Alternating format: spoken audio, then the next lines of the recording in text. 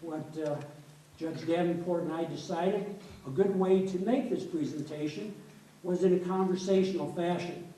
And I kind of like think of it as Nixon and Frost, and of course I'm Frost. And we thought that we'd just sit here and have a conversation to include you. So please, at any time during this presentation, if you have a question, raise your hand.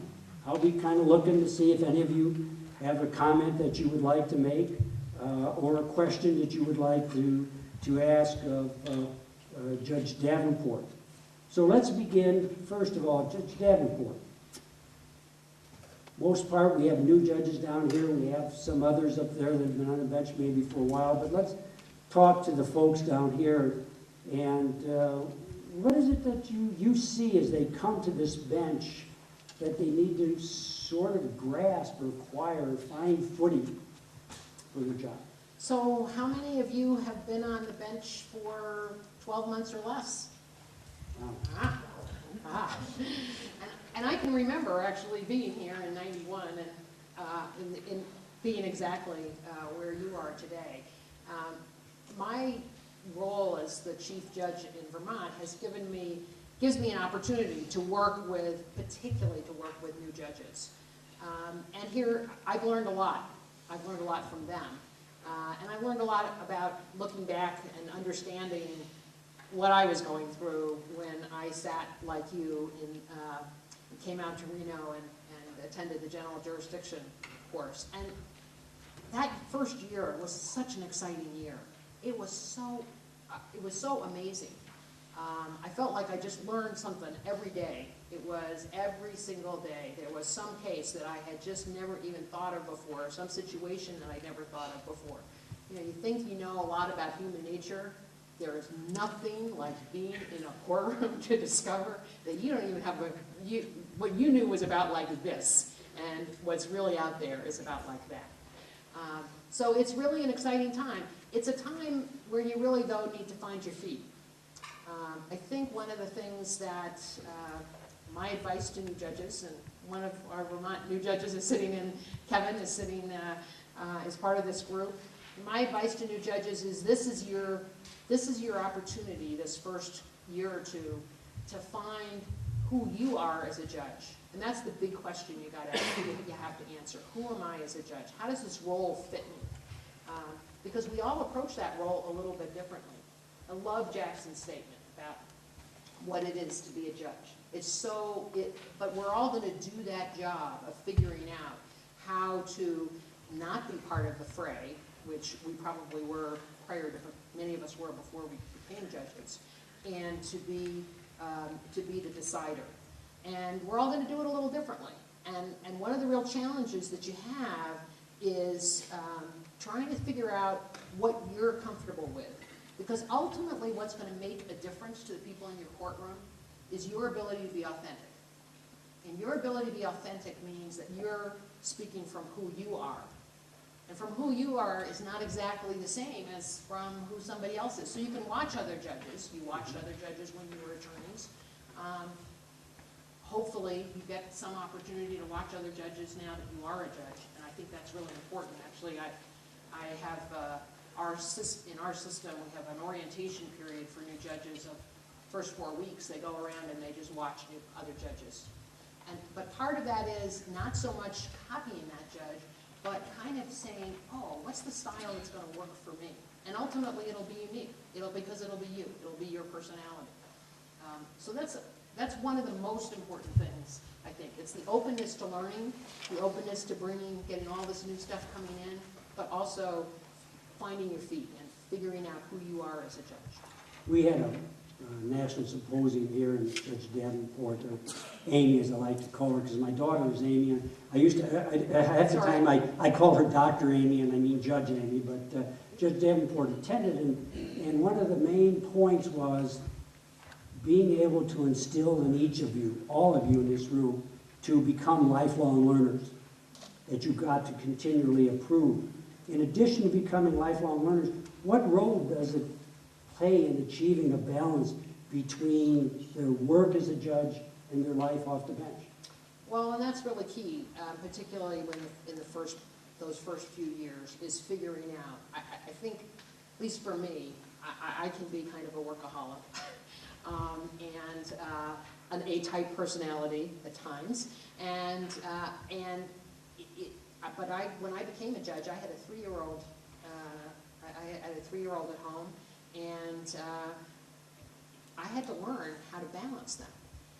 I always think of this, there's this photograph taken of me being sworn in, and my husband is holding my 3-year-old as the governor is swearing me in. And my 3-year-old daughter has this expression on her face, like, what is happening here? I'm not sure that I really like it a lot. And she had good reason to think that, because all of a sudden I didn't have time to take her to daycare. I didn't have time to pick her up at daycare.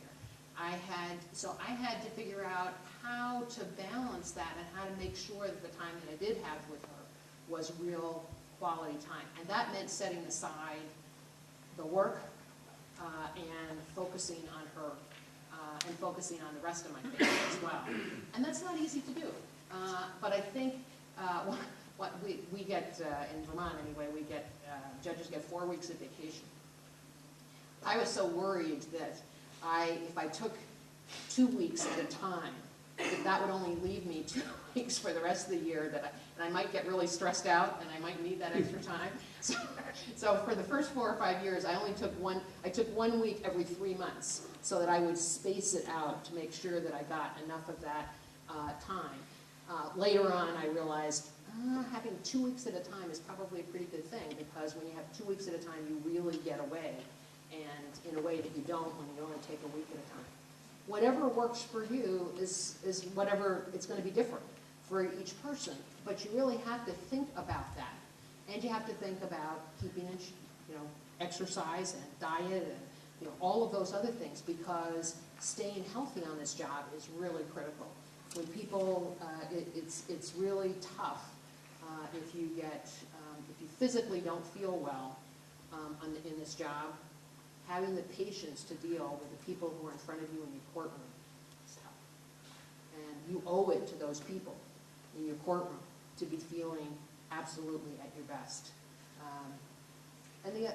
Finally, if you're not careful, the stress of the job is going to overwhelm you pretty quickly. It may not happen that first 6 months or a year when you're still really feeling excited and energized by the job. But 2, 3, 4 years into it, the stress of having to make a jillion decisions every day is going to get there. And unless you figured out a way to kind of balance yourself, so balance is really important. How many of you, when you go home after a day on the bench and your spouse says to you, what should we have for dinner? Go, don't ask me to make another decision. You can be really good at making decisions in the courtroom. But you finally just get up to here with making decisions, and just somebody else, please make the decision. So it creeps up. It can creep up on you in interesting ways, and you really have to be watching. One of the other issues that was defined, and I've heard this a lot, is that if a judge doesn't early on in her or his career be open to the fact that they are part of a court system, they're not just in charge of a courtroom, that they have to realize that they are part of maybe a district or circuit as well as a state system. How important do you think that is, that the judge really sees themselves as being part of this court system? Well, I think somebody in that symposium that the National Judicial College had about a month ago, somebody in that symposium said, it's a calling, and it is a calling. If you haven't realized that yet, you'll get there. It really is, and as a calling, it is. When you first start out, you probably think mostly about who you are as a judge and how you're interacting with the people who are in your courtroom. But there's going to come a day, and maybe it's already come for some of you, where you're going to go, the clerk's office. The clerk's office is a bunch of stuff, and that has an impact on me and how I do my job. how's all that working? And how's that clerk's office? And then you're gonna start thinking, well, those attorneys that are appearing in front of me all the time. There's some things that they do well, but there's some things that they're not doing so well. And how can I, as a judge, use my skills to maybe make that better? And then it goes on from there. Somebody, you're 5 years into the job, 6 years into your job, and your chief judge comes to you and says, I think you should be chief judge of the courthouse. And you got, 8 other judges, 10 other judges, and all of a sudden now you are not just looking at yourself and what you're doing as a judge, you're looking at what those other 7 judges are doing and how it all fits together in a way that provides good service. And so it's kind of like dropping a pebble in a pool of water. Those ripples keep going outward. Some of you may start doing and may already have done some community work and gone into your schools in your community. That's part of our job too, because how kids think about the justice system is really important in terms of the strength of the justice system later on. I ended up, as Bill pointed out, doing a lot of legislative work.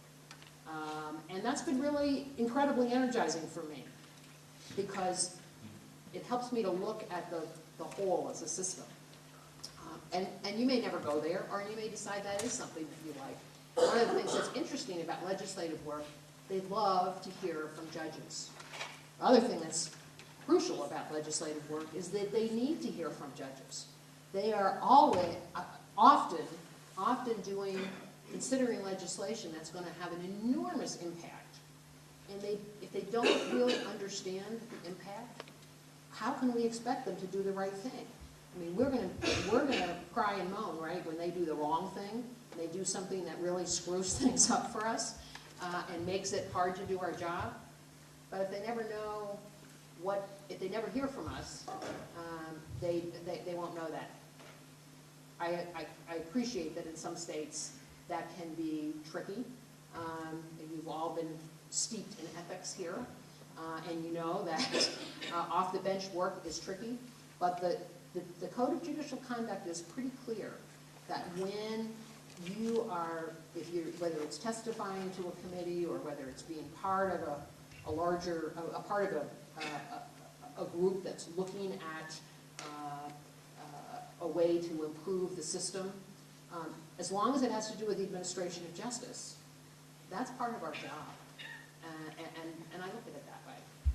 Before we talk more about their role in the administration of justice, at the symposium, and I don't know how each one of you will feel about this, and some of you in the back also, there is a question of how long does it take for a judge to really be competent and comfortable in their job. And so we polled everybody, and we said 1 year, 2 years, so far no takers, 3 years, 4 years, a couple, but everybody said at least 5 years or more that to really understand all the nuances, and especially for the judges who did a variety of assignments. Your thought? Well, I think that's probably, although it was difficult for me to hear that when I was a new judge. The judge who was in the job that I have now as the chief administrative judge, I can remember I was maybe 2 years into the job, and he said, no, it takes 5 years in order for any judge to earn their keep around here. And I was like, really? You don't think I'm working hard enough? What do you mean?